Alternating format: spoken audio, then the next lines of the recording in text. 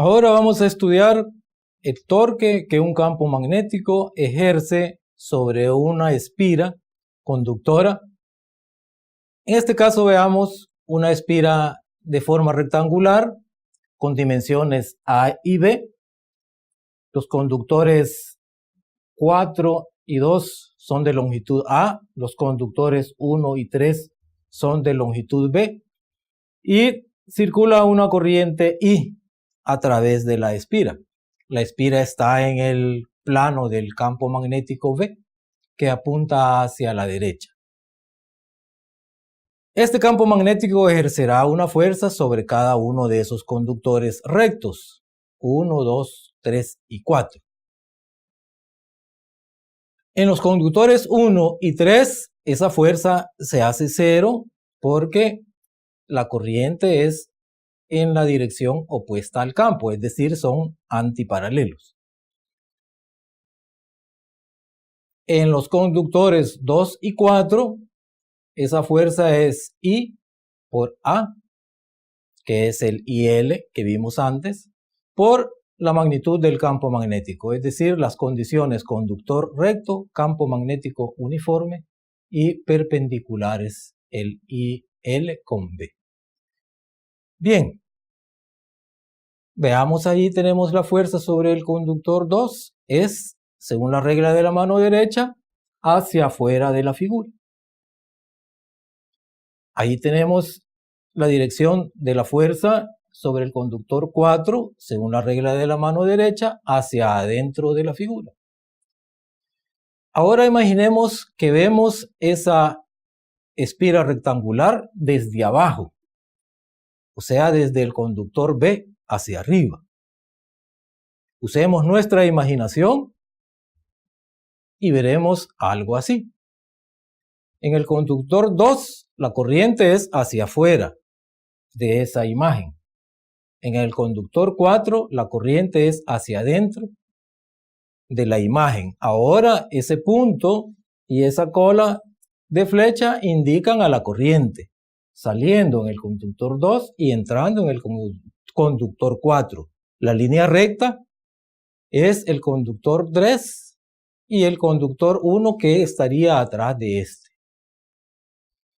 Las direcciones de las fuerzas sobre el conductor 2 y el conductor 4 serían estas. Vista la espira desde abajo. En el conductor 2 la fuerza es hacia arriba, en el conductor 4 la fuerza es hacia abajo. Las fuerzas son iguales, la sumatoria de la fuerza sobre esa espira es cero, tal como vimos antes, pero observamos de que la acción de esas fuerzas es hacer que alrededor de un eje que pase por el centro de la espira haga rotar o hace rotar esas par de fuerzas en esa dirección a la espira, produciendo lo que se llama un par o torque de rotación. Bien, recordando las definiciones de torque, tal como se vio en mecánica, un torque es el torque de una fuerza respecto a un punto de rotación es la magnitud de la fuerza por su brazo de palanca o la distancia perpendicular del eje de rotación a la línea de acción de la fuerza. En este caso será V entre 2. Veamos que V es la longitud total de los conductores 1 y 3. Entonces, el torque de la fuerza 2 más el torque de la fuerza 4 tendrá la siguiente expresión. F2 por V medios, el torque de la fuerza 2, en dirección horaria, más el torque de la fuerza 4, F sub 4 por V sobre 2, en la misma dirección horaria. Entonces sumamos los dos torques y eso obtenemos como F2 igual a F4 y A por B, obtenemos I a B campo magnético y B la longitud del conductor 3. Observemos que A por B es el área de la sección de la espira, o el área encerrada por la espira rectangular, A por B, y B, el campo magnético. Entonces escribimos I por el área, por el campo magnético, y eso, tenemos ahí el área de la espira, A por B. Y ahora supongamos que la espira está rotada con respecto al campo. Hay un ángulo entre el campo magnético y la espira que es θ. Lo único que cambia en esta situación es el brazo de palanca. De nuevo, el campo es perpendicular a las corrientes, a la dirección de las corrientes, ahí A por I2, ahí 4 por A. Y la fuerza sigue siendo igual sobre los conductores 2 y 4. Pero el brazo de palanca, bien, F1 y F3 no hacen torque, porque están a lo largo del eje de rotación, según la regla de la mano derecha. Y el brazo de palanca es ahora V medios por el seno de θ. Es desde el punto O a la línea de acción de la fuerza 2 y 4. Entonces únicamente en la expresión del torque, el brazo de palanca ahora es V medios por el seno de θ para ambas fuerzas. Y escribiendo de nuevo el área de la sección de la espira, de la sección encerrada por la espira, A por B por A mayúscula, como aquí. El torque es I por A, que es área, por B, que es campo, por seno θ. Ahora a esa expresión I por área le vamos a dar un nombre especial. Y además supongamos que la espira es enrollada muchas vueltas, n vueltas, como generalmente sucede en la práctica. No es solamente un conductor encerrado por sí mismo, sino que tiene muchas vueltas encerrado. Entonces el torque es n vueltas multiplicado por I, por el área, por el campo magnético, por el seno θ. Y eso lo podemos escribir en forma vectorial como el producto vectorial entre este término n y por A, cruz B.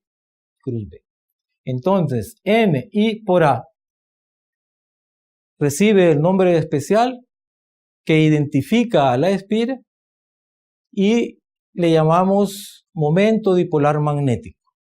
Y tiene una dirección perpendicular al área de la espira indicada por ese vector A.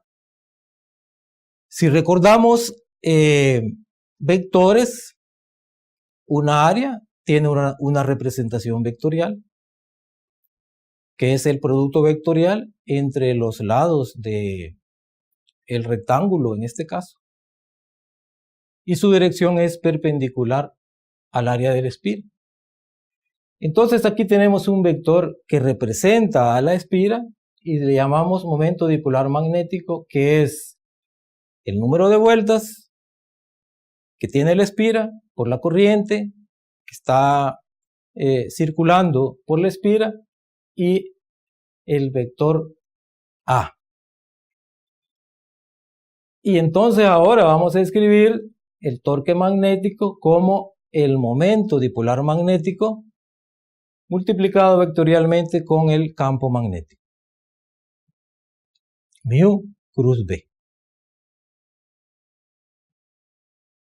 Y ahí tenemos la representación del vector momento dipolar magnético que representa magnéticamente a la espira de corriente. Bien, observemos que este momento dipolar magnético rota con la espira. El torque hace un trabajo sobre la espira y hay una energía potencial asociada. Esta expresión de energía potencial es muy similar a la que se estudió antes con un dipolo eléctrico y un campo eléctrico. En aquella ocasión escribíamos para la energía potencial menos P punto E. Acá entonces escribimos menos mu punto B. Mu es el momento dipolar magnético y B el campo magnético. Entonces tendremos para la energía potencial también una expresión muy similar para el caso del dipolo eléctrico y el campo eléctrico, que será menos mu V por el coseno teta. Entonces tenemos una energía potencial mínima menos mu por V y una energía máxima más mu por V, que corresponden a las orientaciones entre el momento dipolar magnético y el campo magnético paralelas y antiparalelas respectivamente. Vamos a mencionar también que cualquier campo magnético, por ejemplo, producido por un imán, puede describirse por un momento dipolar magnético.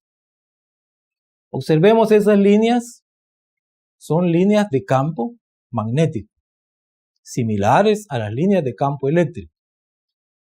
Pero más adelante vamos a mencionar las diferencias. Bueno, tenemos esas líneas de campo magnético, me dan la orientación del momento dipolar magnético y del campo magnético de ese imán. Lo mismo podemos hacer con una espira. Vean, en este caso tenemos una espira circular. La corriente de la espira produce un campo magnético y ahí tenemos el momento dipolar magnético que representa a esa espira. Entonces podemos interpretar la interacción entre el momento dipolar magnético de la espira y del imán con un campo magnético externo, que es lo que hemos visto en este caso del torque magnético sobre la espira. Entonces la interacción entre el momento dipolar magnético y un campo magnético externo. Si al imán le acercamos un campo magnético o lo introducimos en una región donde existe campo magnético, el campo magnético hará un torque sobre el imán. Así como sucede con una brújula en el campo magnético terrestre. Y otras interacciones que podemos mencionar es, por ejemplo, si acercamos dos imanes por los polos norte, ven ahí hemos puesto polo sur y polo norte para el imán. Si acercamos dos imanes por los polos norte, estos se repelen. Si acercamos dos imanes con los polos opuestos, estos se atraen. Y lo mismo sucederá pues con el momento dipolar magnético de la espira.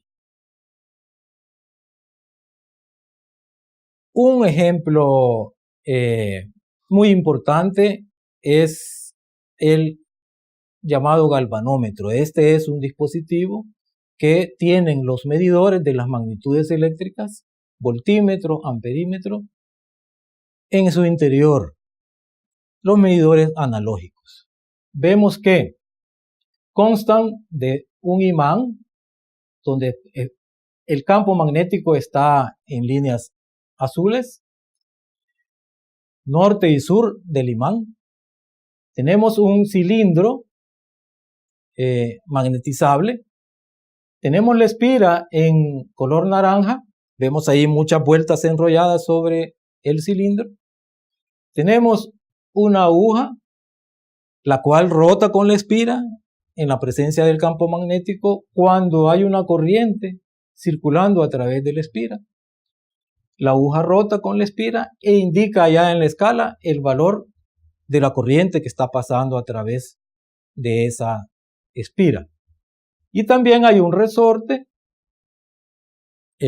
elástico que contrarresta al torque magnético y momentáneamente equilibra al torque magnético y hace que la aguja se mantenga estable en una posición. Y de esa manera podemos medir corrientes eléctricas, diferencias de potencial con los llamados tester analógicos. Igualmente, tenemos el funcionamiento de un motor eléctrico es gracias a este torque magnético. Veamos esa espira dentro de un campo magnético. Aquí está pues representado por el imán norte y sur. La espira rectangular con una corriente que puede rotar a través de un eje en medio de la espira. Las fuerzas magnéticas que el campo magnético produce sobre las corrientes en esa espira y el torque que es el efecto pues de esas fuerzas y hace rotar a esas espiras. Ese es el funcionamiento del motor eléctrico. Veamos un ejemplo, un galvanómetro como el que acabamos de ver. El área de la sección de la espira es 2.1 centímetros por 1.2 centímetros. Tiene 250 vueltas el conductor sobre sí mismo. El campo magnético es 0.53 Tesla. Si una corriente a través de esa espira es de 100 microamperes, la aguja se deflecta 28 grados o el resorte se tuerce. Hay una torsión en el resorte, es de 28 grados o 0.49 radianes. ¿Cuál es la constante de torsión de ese resorte? Bueno, como ya dijimos, al explicar el galvanómetro, el torque magnético se equilibra con el torque de torsión del resorte y permanece en equilibrio ahí para hacer una lectura de la aguja en la escala. Tenemos el torque magnético N por I por el área, por el campo magnético, por el seno de 90, igual al torque del resorte. La constante elástica de torsión del resorte por la torsión angular. Entonces, conocemos todos los datos menos la constante del resorte, la cual despejamos de ahí y obtenemos que para ese resorte en particular la constante es de 3.0 por 10 a la menos 6 newton metro por radian. Estos medidores analógicos los encontramos pues en muchos lados en la práctica en nuestra vida cotidiana. Agradecido por su atención. Nos veremos en una próxima clase.